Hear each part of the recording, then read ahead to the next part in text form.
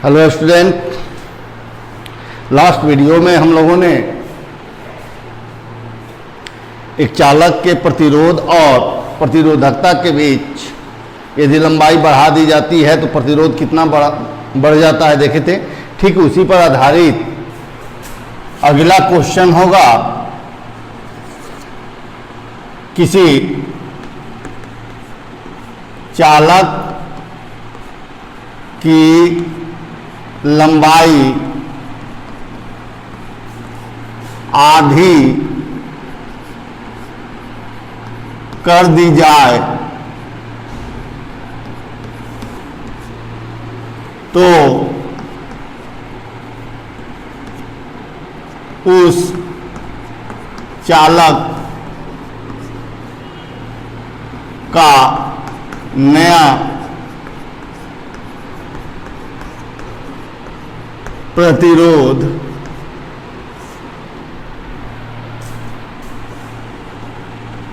क्या होगा। या इसमें ये भी पूछ सकता है, दोनों प्रश्नों में, जो इस लास्ट वीडियो में लास्ट सवाल था उसमें भी सेम सवाल है। उसमें 2 गुना बढ़ा दिया गया था, लंबाई में 2 गुना वृद्धि की गई थी, इसमें आधी कर दी जा रही है। तो यहां हमने कहा है उस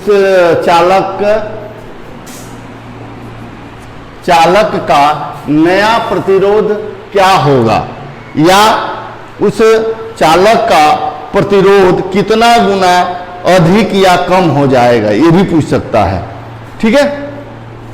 उसी तरह फिर हम लोग मानेंगे, माना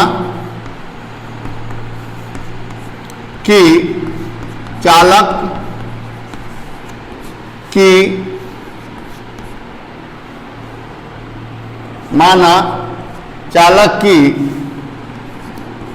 प्रारंभिक लंबाई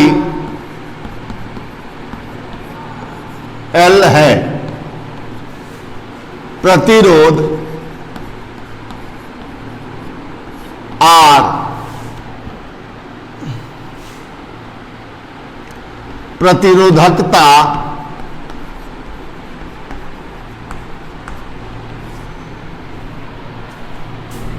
रो तथा चालक का अनुप्रस्थ काट का क्षेत्रफल A है। ये सब प्रारंभिक स्थिति है। माना चालक की प्रारंभिक लंबाई L, कॉमा देकर प्रतिरोध और प्रतिरोधकता रो तथा चालक का अनुप्रस्थ काट का क्षेत्रफल A है। तब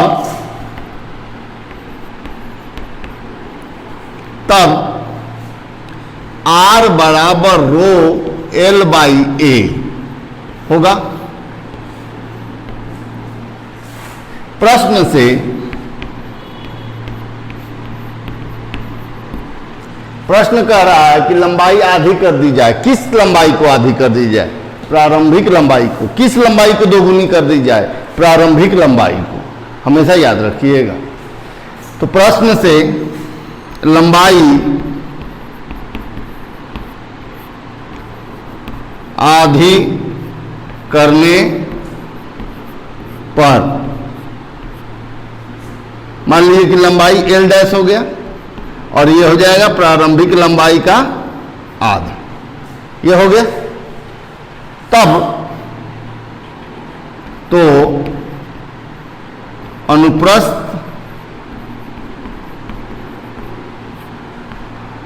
काट क्षेत्रफल A डैश बराबर हो जाएगा 2 गुना। अगर लंबाई 2 गुना कर दिया जाता था तो ये पतला हो जाता था, तो एरिया घट जाता था।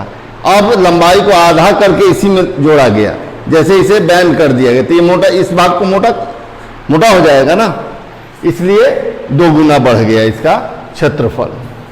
तब नया प्रतिरोध नया प्रतिरोध यदि R डैश माना जाए तो R डैश बराबर रो नहीं बदलता है, ये हो जाएगा L dash by A dash. ये हो गया समीकरण 2 और ये हो गया समीकरण 1। ठीक है, या इसे हम और संशोधन कर लें, रो इंटू एल डैश का मान कितना है, L बाई 2 है, और यहाँ 2A ऑलरेडी है, तब rho into L by 4A आ गया। ये हो गया R डैश, ये इक्वेशन 2 बन गया। यहाँ लिखेंगे समीकरण 2 में 1 से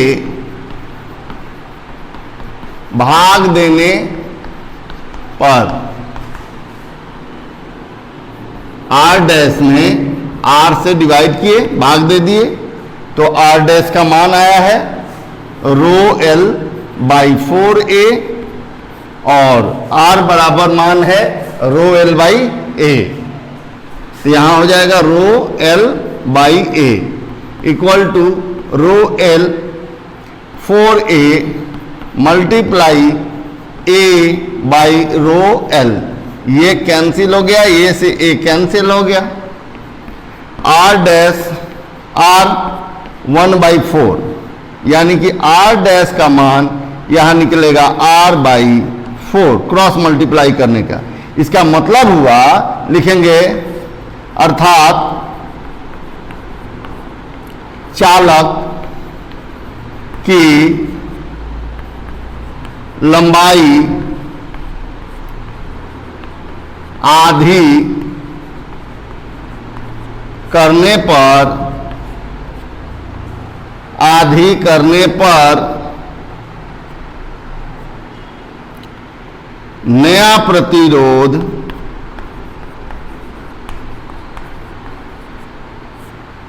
प्रारंभिक प्रतिरोध के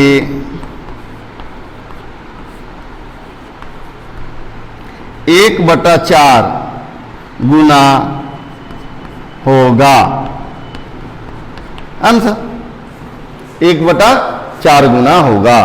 लिख लीजिए, फटाफट नोट कीजिए।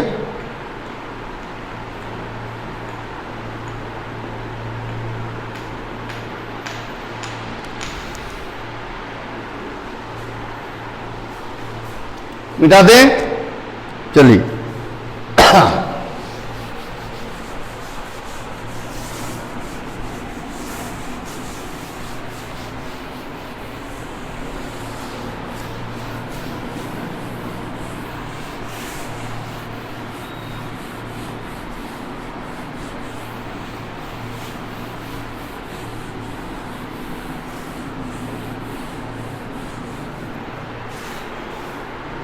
इस तरह से चालक की लंबाई 3 गुना कर दिया जाए, चालक की लंबाई 4 गुना कर दिया जाए, या चालक के लंबाई को 1/3 कम कर दिया जाए, 1/4 कम कर दिया जाए।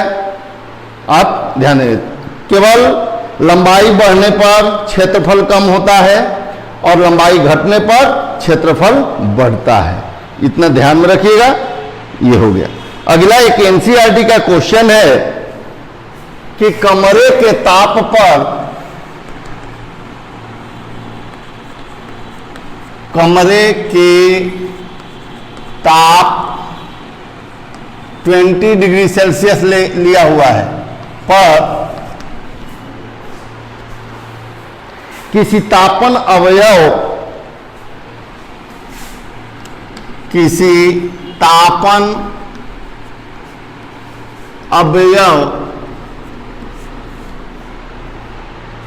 का प्रतिरोध 100 ओम है, का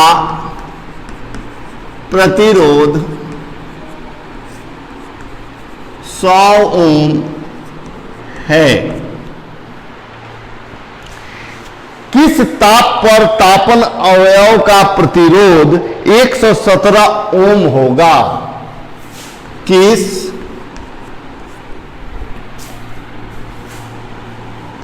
ताप पर तापन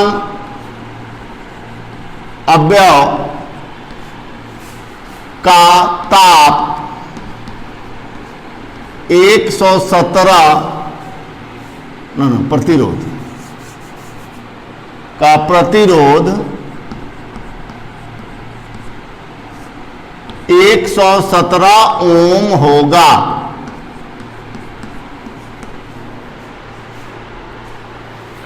प्रतिरोधक के पदार्थ का प्रतिरोध ताप गुणांक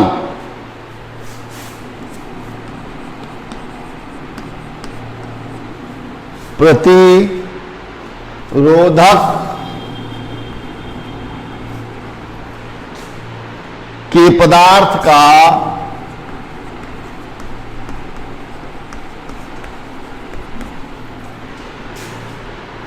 प्रतिरोध ताप गुणांक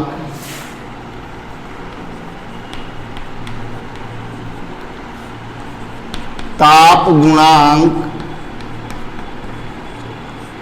1.7 गुने 10 के पावर -4 प्रति डिग्री सेल्सियस दिया हुआ है।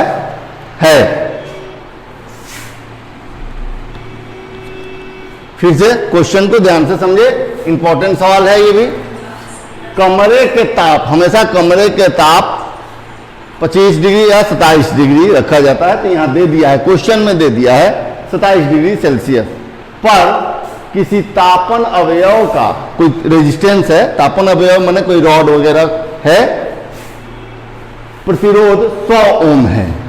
ठीक है, 27 डिग्री टेम्परेचर पर उसका प्रतिरोध कितना है? 100 ओम। किस ताप पर उस रॉड का माने तापन अवयव का प्रतिरोध 117 ओम होगा? टेम्परेचर पूछ रहा है कि कितने डिग्री सेल्सियस टेम्परेचर कम अथवा अधिक कर दिया जाए कि उसका प्रतिरोध वही जो 100 ओम है वो बढ़कर कितना हो जाए? 117 ओम हो जाए। तो प्रतिरोधक के पदार्थ का यहां एक कांस्टेंट देखिए, यहां फार्मूला होता है कि आर टी फाइनल है, आर फाइनल टेम्परेचर पर आर प्रारंभिक temperature into 1 plus alpha into T2 minus T1। जहां ये फार्मूला नोट रखेंगे, ये 11 क्लास में ही यहां थीटा दे देता था, जहां आर एफ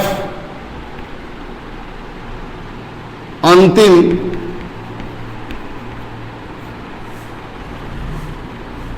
प्रतिरोध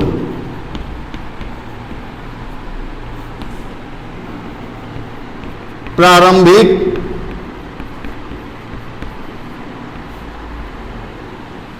प्रतिरोध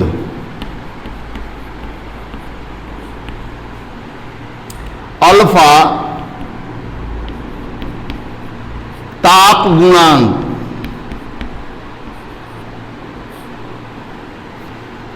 T2 अंतिम ताप T1 प्रारंभिक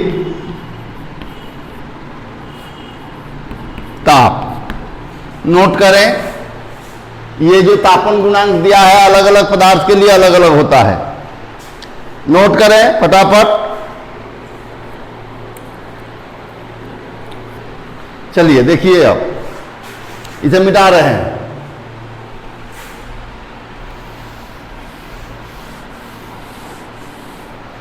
दिए गए प्रश्न में यहां देखिए, कमरे के ताप, यह प्रारंभिक टेम्परेचर हो गया, तो T1 27 डिग्री सेल्सियस पर किसी तापन अवयव का प्रतिरोध, यह प्रारंभिक प्रतिरोध हो गया R0 100 ओम, ठीक है। और यहां अल्फा बराबर दे दिया है, अच्छा नहीं, T2 बराबर भी यहां R फाइनल बराबर भी दे दिया है कि 117 ओम हो जाना चाहिए। T अल्फा का मान 1.70 10⁻⁴ प्रति डिग्री सेल्सियस में है। तो यहां निकालना क्या है, T2 का मान माने अंतिम टेम्परेचर ज्ञात करनी है। कहानी यही है। R लिखेंगे यहां RF बराबर R0 1 प्लस अल्फा और T2 माइनस T1, ठीक है। यहां देखिए ये 117 ओम दिया हुआ है, ये 100 ओम है, ये 1 प्लस अल्फा का मान 1.7 ले लो इंटू 10⁻⁴, और यहां T2 नहीं जानते हैं, लेकिन ये 27 डिग्री है, ठीक है। इसे डिवाइड करेंगे, मल्टीप्लाई में है 100, बचा क्या 1.7 गुने 10⁻⁴ इंटू T2 माइनस T1, यहां 27 लिख देते हैं, ठीक है। इसे हटा दें, ये 1 प्लस में है तो इधर आएगा माइनस हो जाएगा, -1, फिर बचे हुए अंक को लिख दिए, ठीक है। ये अगर कैलकुलेशन करते हैं तो इसके नीचे 1 एलसीएम लेंगे तो ये हो जाएगा 17/100। कैसे, यहां 100 होगा, 117 में से 100 घटा देंगे, 17/100 रह जाएगा, equal to 1 minus 7 into 10⁻⁴ T2 minus 27, ये मल्टीप्लाई में है तो इधर आएगा भाग में हो जाएगा 17/100 और नीचे 1.7 गुने 10⁻⁴ इक्वल टू यहां T2 माइनस 27। अब देखें यहां थोड़ा सा ध्यान दीजिएगा इस पर,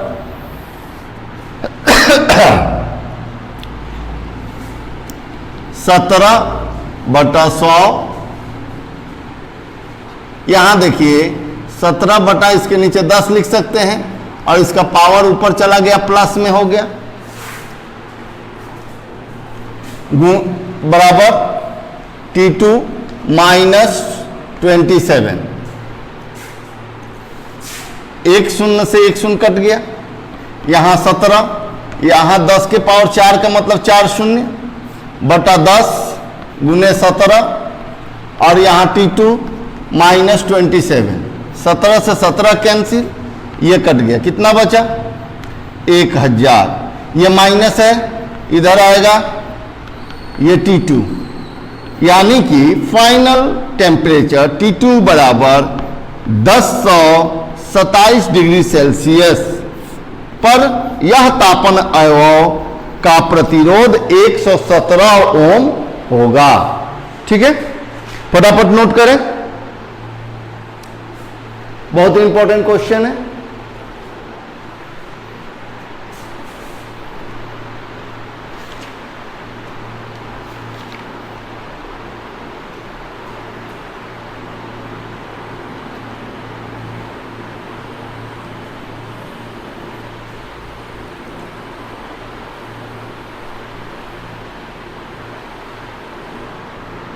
ओके, अब नेक्स्ट क्वेश्चन एक और इसी पे आधारित है, छोटा सा प्रश्न है।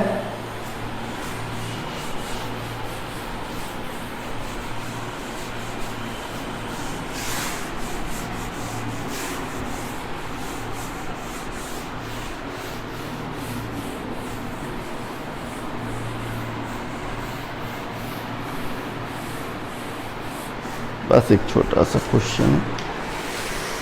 सिल्वर के एक तार का प्रतिरोध, सिल्वर के एक तार का प्रतिरोध 27.5 डिग्री 27.5 डिग्री सेल्सियस पर 2.1 ओम है।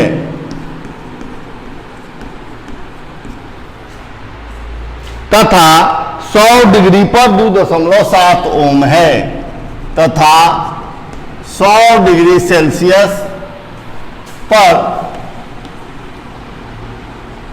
2.7 ओम है। ठीक है। सिल्वर का प्रतिरोध ताप गुणांक ज्ञात करें।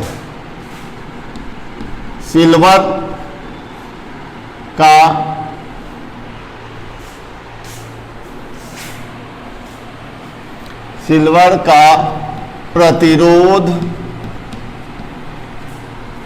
ताप गुणांक ज्ञात करें।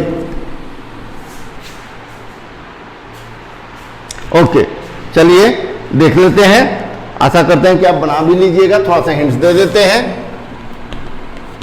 देखें, यहां प्रारंभिक T1 27.5 डिग्री सेल्सियस, तो आपका R1 मैंने प्रारंभिक R0 रख सकते हो, तो 2.1 ओम है। फाइनल टेम्परेचर जब 100 डिग्री सेल्सियस है तो नया प्रतिरोध अंतिम प्रतिरोध भी 2.7 ओम हो जाता है। तो अल्फा का मान ज्ञात करें। ठीक है, अल्फा का मान ज्ञात करें, निकाल सकते हैं। देखें, अल्फा का मान ज्ञात करना, तापन गुणांक ज्ञात करना है। ओके, ठीक है। तो अल्फा बराबर डायरेक्ट लिखिए फाइनल माइनस R2 हमने लिखा है, इसको फाइनल लिख लीजिए, प्रारंभिक बटे प्रारंभिक इंटू T2 माइनस T1। इस पर बैठाकर प्रति डिग्री सेल्सियस में आंसर लिख दीजिएगा। ठीक है, ओके। आशा करते हैं कि आप इसे जरूर सॉल्व करेंगे, सेल्फ स्टडी करेंगे। यूं ही देखिए, अब नेक्स्ट क्लास में हम लोग EMF और टर्मिनल वोल्टेज के बारे में अध्ययन करेंगे। ठीक है, बहुत ही इंपॉर्टेंट टॉपिक होता है। तो यूं ही प्रैक्टिस करते रहिए, वीडियो देखते रहिए, अपने सिलेबस को कंप्लीट कीजिए। बहुत बहुत धन्यवाद।